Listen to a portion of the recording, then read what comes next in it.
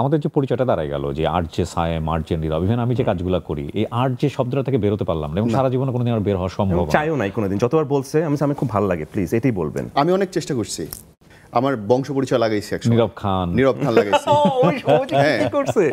আমি চাইতাম না যে আর্ট নামটা আমার সঙ্গে থাকুক। তুমি একটা সিরিজ করো, আমি চাইতাম না, আমি এখনো চাই না, আমি চাই না রিলিজিয়াস পার্সপেক্টিভ থেকে চাই না, বাট অন্য কোনো বিষয় না, কারণ আমি মরে যাবো, লোকজন আমাকে চিনবে, রেডিও জকি কি করতো, গান বাজাইতো, এই ফিল্ডটা নিয়ে আমি যাইতে চাই না। কিন্তু সামহাও মানুষ চিনে ফেলছে, এই জায়গাটা নিয়ে আসলে আর কিছু করার নাই। অনেক ডলছি আমি যখন সিনেমা করতে গেলাম দেখি যে যারা যারা খান এখন তাদের কারো বংশে খান নাই, কিন্তু খান লাগাইছে, আর আমার তো বংশে খান আছে, আমি চেষ্টা করলাম লাগাইতে, না হইতাছে না। মানে আমরা জীবনে যাই কিছু করি না কেন, রেডিও দিয়েই মানুষ আমাদেরকে চিনবে, অথচ আমরা কেউ চিন্তা করি না এই যে আমরা রেডিওতে ক্যারিয়ার করব।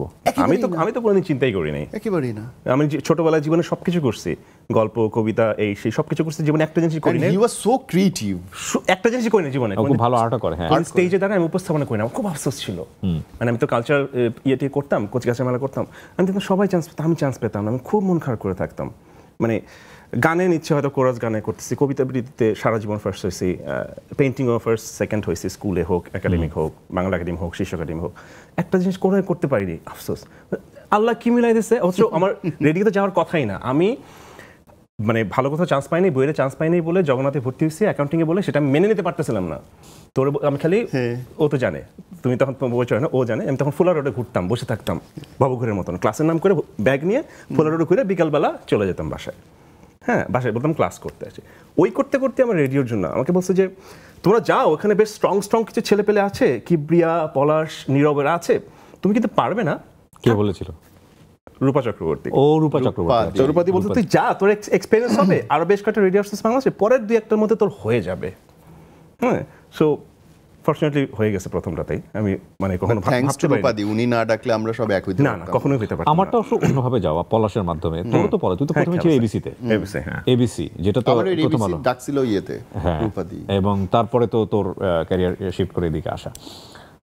টেলিভিশনে যাওয়া তোর প্রথম আর্যদের মধ্যে? না, ওর প্রথম না, নীরবের চেয়ে তুই ফার্স্ট। বাংলা মিশন দিয়ে আমি রেডিও টিভি একসাথে শুরু করলো না, ইটিভি তুমি প্রথম শুরু। ও ইটিভি, রাইট, ইটিভি হচ্ছে আমার খবরটা মনে আছে। আচ্ছা, আমরা খুব জেলাস ছিলাম ওই সময়টাতে। নীরব সাইম টেলিভিশনে শো করে, না আমরা কিছু করতে পারলাম না। আমার খেয়াল আছে ও যখন শো শুরু করলো, আর ও তো আমাদের রেডিওর কিন্তু সব রুল ব্রেক করছে, ও রুল ব্রেকার কিন্তু ও। আমি অতিরিক্ত রুল মেইনটেইন, না স্যার যদি কিছু বলে, ছবি পাবলিশ করা যাবে না। আমার এক সপ্তাহে হাজার মেইল আসতো। আমি জানি না যে আপনারা এটা বিশ্বাস করবেন কিনা, আমাদের দিস ইজ বিয়ন্ড, মানে আমরা চিন্তা করলে করা যায় না। রেডিও টুডের ইতিহাসে আমি যদি ভুল না বলে থাকি, 1-2 মাসের স্যালারি হয়েছে শুধুমাত্র টেক্সটের টাকা দিয়ে, এসএমএস, আপনারা যে এসএমএসটা করতেন। পরবর্তীতে এটা সম্ভবই না, ওই সময় 2 টাকা 2.5 টাকা করে ছিল একটা টেক্সট। এবং মেইলের যদি কথা বলি, পুরো সপ্তাহে আমরা মেইল পেতাম, মানে আমি আমার সাথে মেইল পাইতাম 4টা-5টা। তার মধ্যে এখনো মনে আছে মুন্না ভাই নামে একজন ছিল, ও রেগুলার মেইল করতো, আমার সাথে কথা হয়, মুন্না ভাই নামে রেগুলার মেইল করতো। আর ওর এক একটা শোতে মেইল আসতো, ওর এক এক রাতের বেলা বসে থেকে শো করছে, এই সময় মেইল আসতো প্রায় 1 থেকে 1.5 হাজার। এখন চিন্তা করা যায়, মানে ওর আগে তো আমার শো ছিল, আমার শোতেই ওর মেইল আসা শুরু হয়ে যেত। তা আমি বলতাম যে আমার টাইম এখন চলতেছে, তারপরে নীরবের তো লাস্ট 1 ঘন্টা দেখা যেত, মানে ওর শো এর মেইল আমার কাছে আসা শুরু হয়ে গেছে। যেহেতু টাইম অনুযায়ী ছিল। একটা জিনিস আমার আনন্দের স্মৃতির মধ্যে আছে কি, এসএমএস করতো না, 2-2বার গ্রামীণ ফোন ক্র্যাশ করছে সার্ভার, ওই যে এসএসএল দিয়ে ঢুকতো তখন এসএমএস। মানুষ কি পরিমাণ ক্রেজি ছিল। আমার তো মনে হয় এই মাত্র কিছুদিন আগের গল্প, 3 ঘন্টায় মানে একবারে বোধহয় ঢুকছিল কয়েক লাখ টেক্সট। আমি রেডিওতে রাতের বেলা শো করছি, আমি এবিসিতে হ্যালো 8920 জীবনের গল্প, বা যে ট্রেন্ডে আমি এখন কাজ করি সেটা আমার ওই অভিজ্ঞতা আমি পেয়ে আসছি।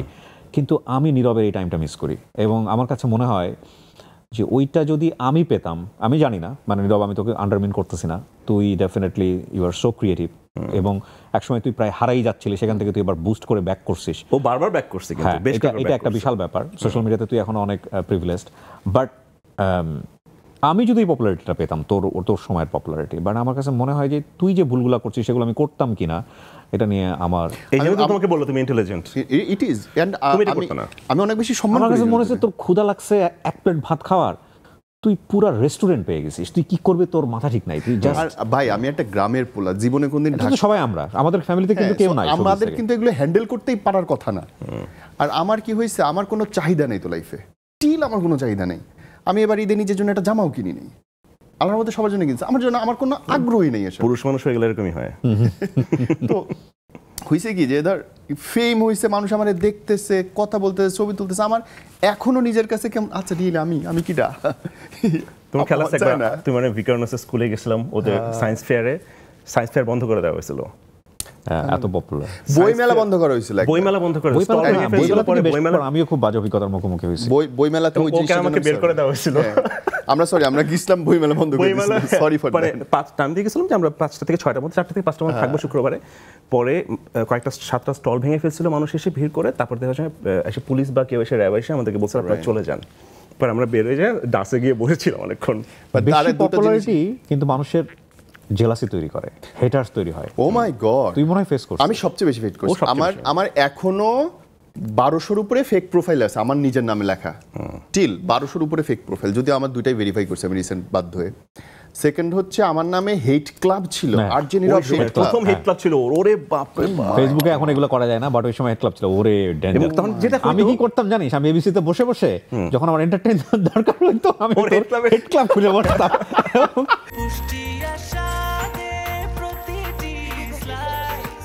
ব্রেকফাস্ট, টিফিন কিংবা স্ন্যাক টাইমে মজাদার আয়োজন মানে all time bread.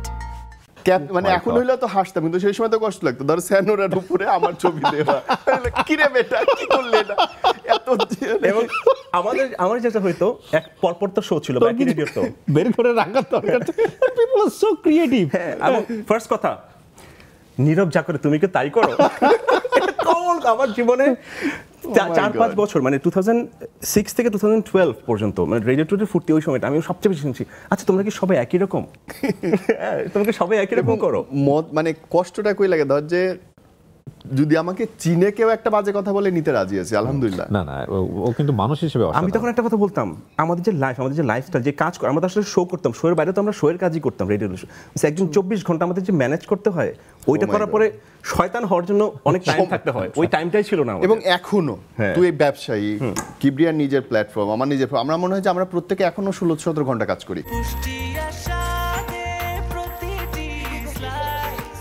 Breakfast, tiffin কিংবা স্ন্যাক টাইমে মজাদার আয়োজন মানে অল টাইম ব্রেড।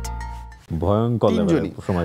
আপনি দেখেন আমাদের বন্ধুত্ব প্রায় 20-22 বছরের, আপনার মনে হইতেই পারে যে ওইখান থেকে এইখানে কেমন করে আসলো, বাট যারা এখন দেখতেছে সবাইকে বলতে চাই, ভাইরে প্রত্যেকটা মানুষ এখানে যারা কাজ করে 16 ঘন্টার উপরে পরিশ্রম করে। আপনারা কয়জন আছে নিজের বুকে হাত দিয়ে দেখাতে পারবেন? আরো মজার ব্যাপার হচ্ছে আমাদের 3জনই সম্ভবত রিলস দেখি না, আমরা রিলস বানাই।